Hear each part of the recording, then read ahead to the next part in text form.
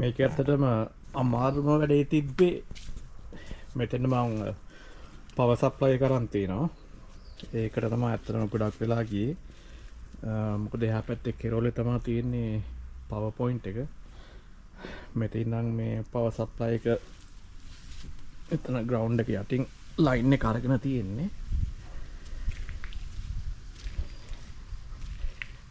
ඒක දාන්න තමයි ඇත්තටම සෑහෙන දුකක් වින්දේ. ඊට පස්සේ ඒක මෙතෙන්ට ඇවිල්ලා තියෙන ලයින් එක.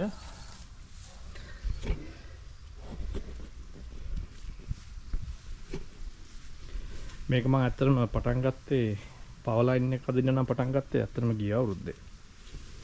මෙතන බෑක් යාඩ් එකේ ග්‍රාස් එක දාන්න කලින් තමයි ලයින් එක මම ඇද්දේ.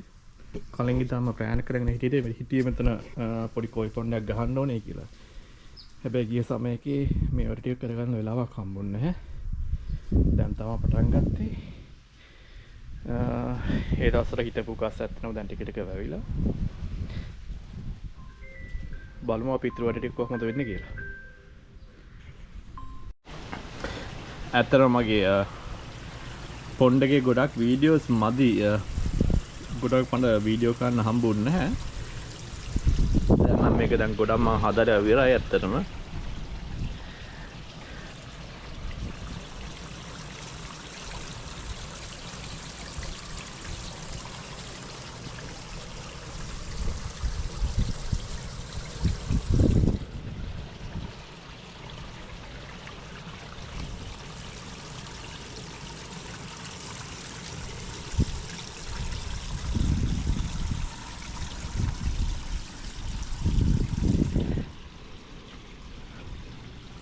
මේක මේ ගොඩක්ම මට වීඩියෝ ක්ලිප්ස් ඇත්තටම ගන්න හම්බුන්නේ නැහැ.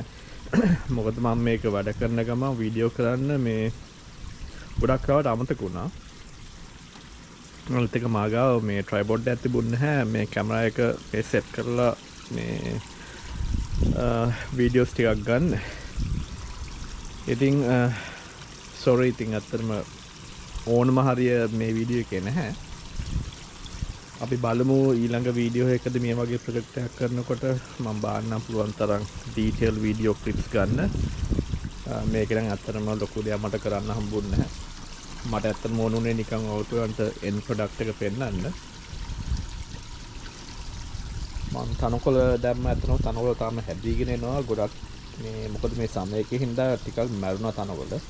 හැබැයි ඔක ගොඩක් වලට අපහු ඊළඟ ස්ප්‍රින්ග් එක එනකොට ඔක රිකවර් වෙනවා. වෝටර් ලිලි ටිකක් හොයාගෙන ගියා. මේ ටිකක් දුර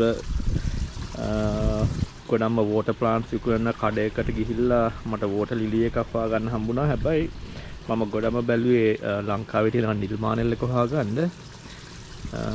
ගොඩක් සර්ච් කරලා බැලුවා නිල්මානෙල් මෙහි නැහැ. මට ගන්න නිල්මානෙල් එකට ආසන්නම වගේ එකක් තිබුණේ අතරම මේකේ මේ රෝස පාට වගේ තියෙන වෝටර් ලිලි එක.